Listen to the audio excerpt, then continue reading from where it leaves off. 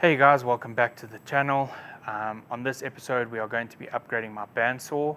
Everything is going smoothly along with the Audi, but I do need to do this upgrade. I use this bandsaw quite frequently, and unfortunately the way it works at the moment isn't going to cut it. So yeah, that's what's given me the reason to do this, and I thought I'd film it because I did find quite a few YouTube videos on this style of bandsaw. I think it's a 4-inch or 4x6, whatever they call it on YouTube. It's very similar to the Harbor Freight ones. So yeah, I did think this would be a good idea to film. Let me know what you guys think in the comments. If you guys like it, please share, subscribe, do all that, and a little goes a long way. So what we're going to be doing is building a frame and a few other upgrades on it, and yeah, I will be posting regular content, so there will be a few of these videos coming out with basically DIY upgrades or whatever you want to call it for my shop. So I hope you guys like the video. Let's get it.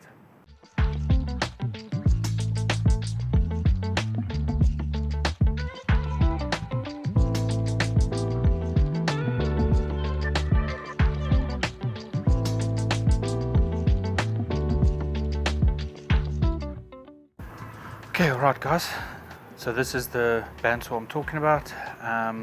Like I said, it's not one of your big expensive bandsaws, but it does the trick, it does what it needs to do.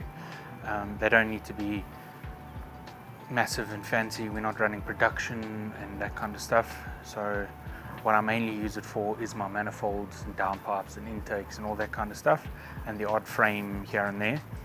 So the biggest issue is number one, so the way it would control tension with your up and down control is through this tension spring and adjuster and hook to hold the spring. The problem with that is when it's going down, it basically jumps up and down, and what that does is it eats the teeth of the blade. So I go through way too many blades, and then this also doesn't have cooling, and on top of that it's so unstable. I've seen a few videos online where the guys are like, if you look at it wrong, the frame implodes. So yeah, what we are going to do is build a frame, a better, stronger, sturdier one out of some square tubing, and then I have got one of these cylinders. This is a pneumatic one, but we are going to adjust it to use hydraulics, with an adjustable down feed and a bleeder control and all that kind of stuff, so that the feed down is consistent. We don't have any bouncing up and down, and a sturdy frame so it's not all wobbly. And then basically add some cooling, put a little pump in it, and that should do the trick. So let's get on with it.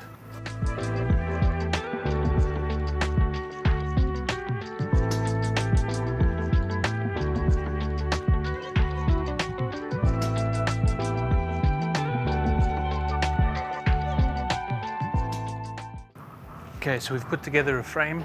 It's all welded up, 50mm tubing. I've put some flat sheet that I had laying around. Basically this is going to be a little cupboard with a door, so that I can put in my jigs for merge collectors and all that kind of stuff, and then close it up. I have a little light inside, and then also it has a drain pipe going all the way down to the bottom, where I will do a pan for water. So any water that gets collected in this area will drain down through here. There's a whole pipe going straight through into the bottom pan. So I've made the mounts, everything fits, tested everything. So now what we're going to do is cut out some slots and stuff to fit this so that it has the correct movement. So let's get cracking on with that.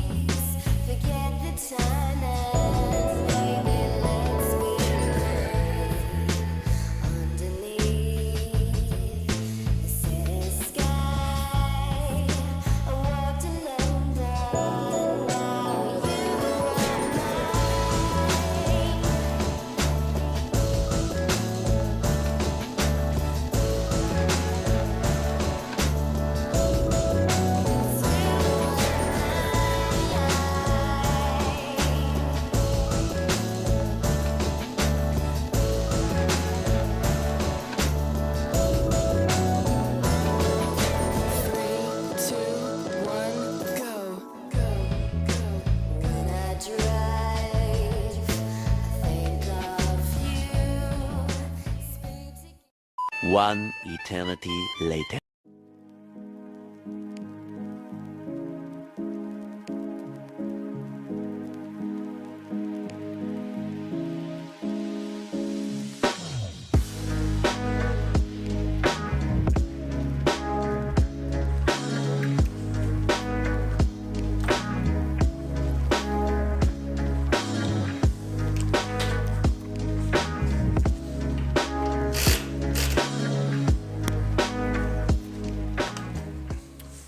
Okay, so we've gotten everything fitted. Make sure the bleed off is loose. Make sure your bed is clear so that moves up nicely. Bleed off is locked.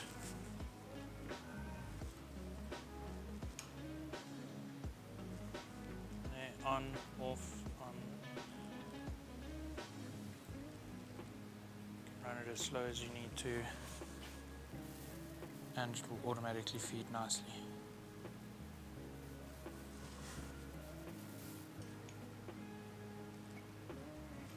Super happy with that.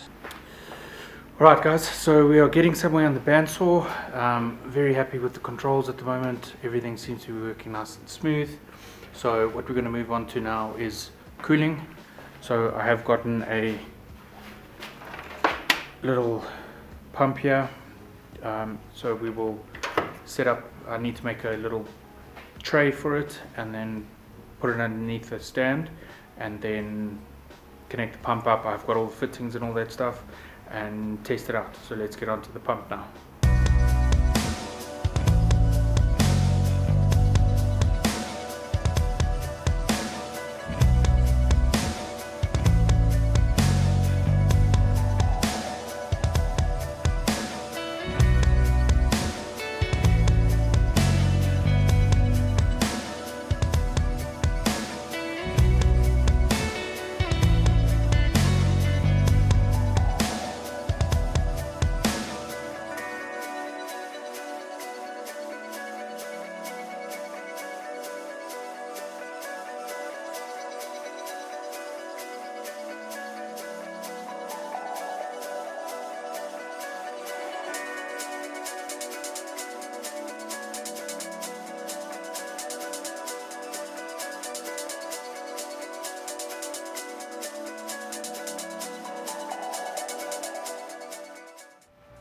Right, so we've bent up our box. It is done and dusted. I have tested it for sealing and whatever else. Everything seals quite well. I did do it out of some scrap steel, that's why it's a little bit rusty. I'll give it a coat of some waterproof paint or just whatever paint I can have that'll seal it, and then maybe just seal the insides with some silicone. So now we're going to test fit it. I will also add a little level on this and run all the tubing.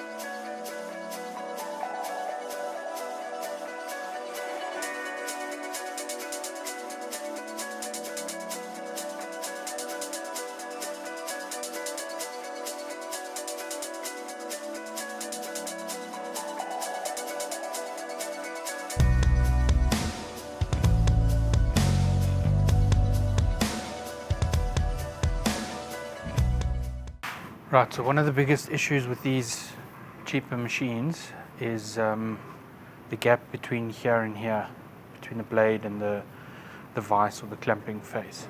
So what I'm going to do, especially when you're holding small stock, it tends to just slip out, or it doesn't reach here and clamp nicely. So what I'm going to do is make a plate that goes on here. It's an extension, and on both sides, so that it meets with the blade on the side here.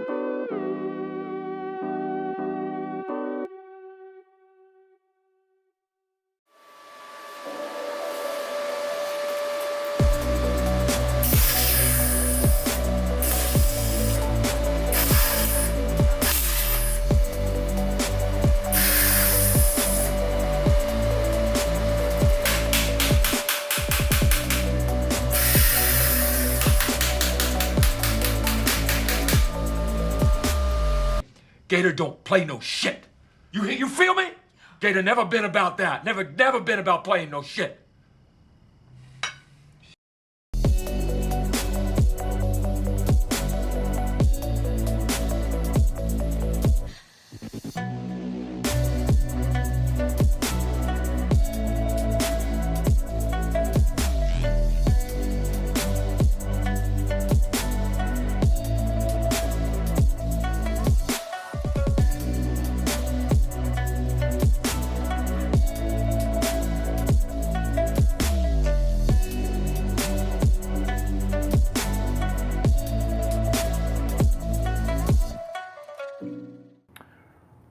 Alright guys, so we are done with the bandsaw. I'm super happy with how it's turned out.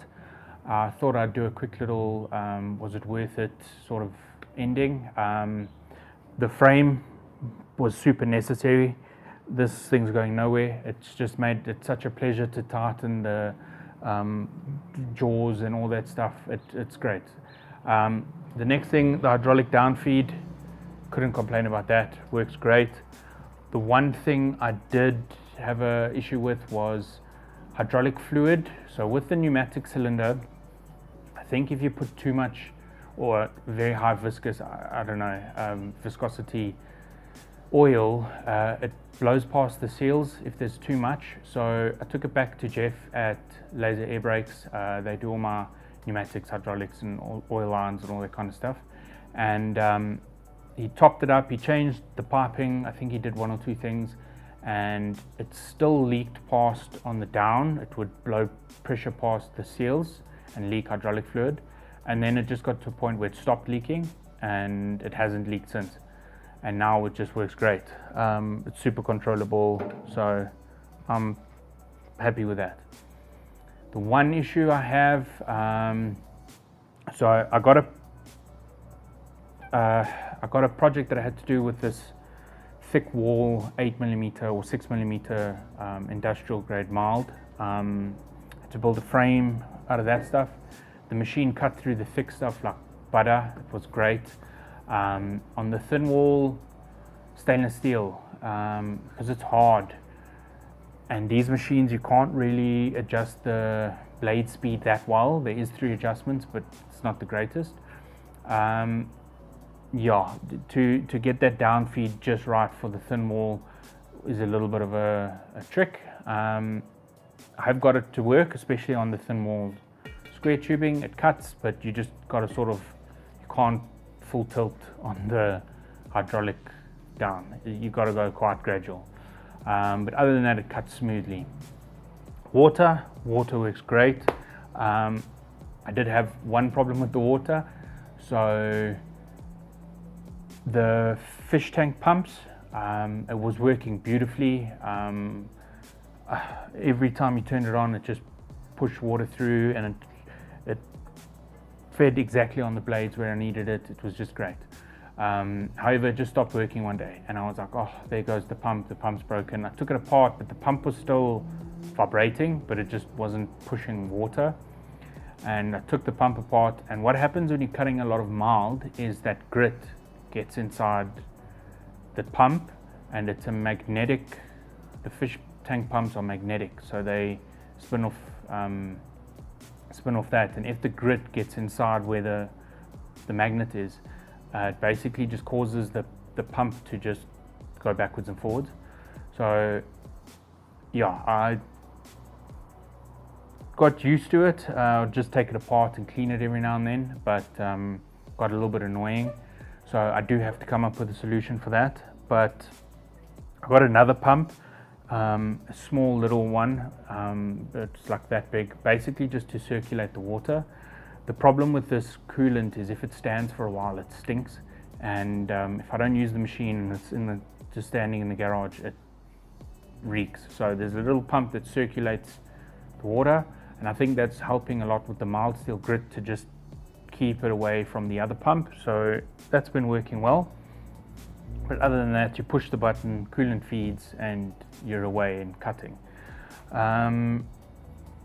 The extended jaws, perfect, had 0 issues with that, works really great. the cupboard works perfectly. I can store all my collectors. I've got a couple of these collector jigs, so that's great. And yeah, the one other thing I had issues with I'm still having a few issues with it, is blades. So what happened, this thing here on these cheaper machines, there was a cast iron piece, and it's basically just a cast iron piece with two sliders on each side and a stub for your wheel to spin on, that's been machined smooth. It broke off where you adjust the tension of the blade. So I made a new one out of mild steel.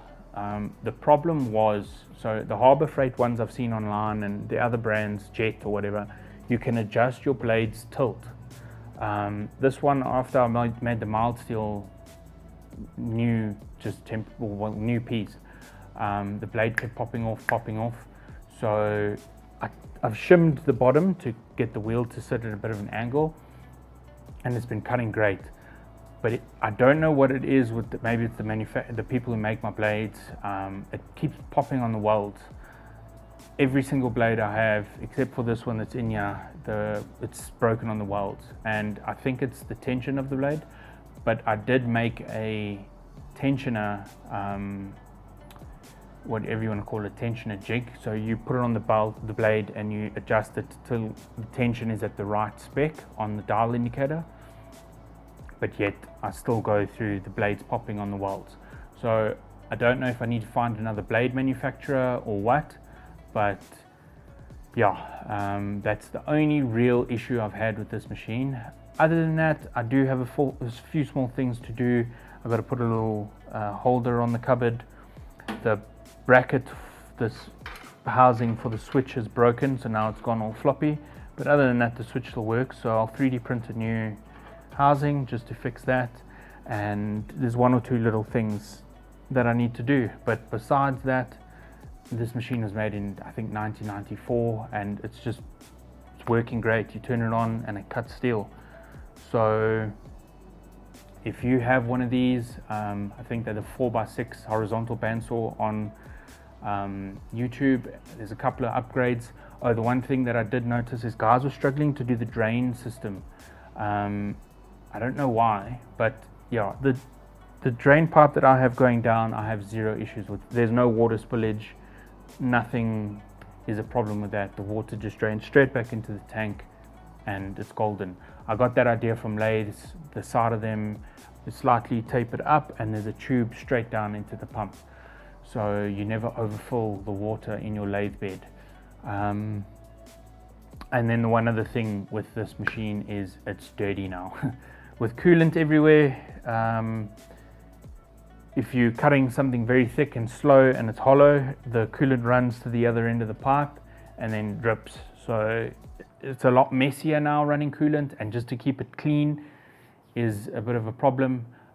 But I wouldn't change it for the cut quality that I do get. When this thing is dialed in and the blades don't break, this thing cuts within a millimeter dead straight. So for a small little hobbyist machine, I'm dead happy. So thank you guys for watching. Please like, share, comment, subscribe, all that good stuff. And let me know what you think about this little bit more technical video, if you want to call it that, DIY. And I hope to see you guys in the next video.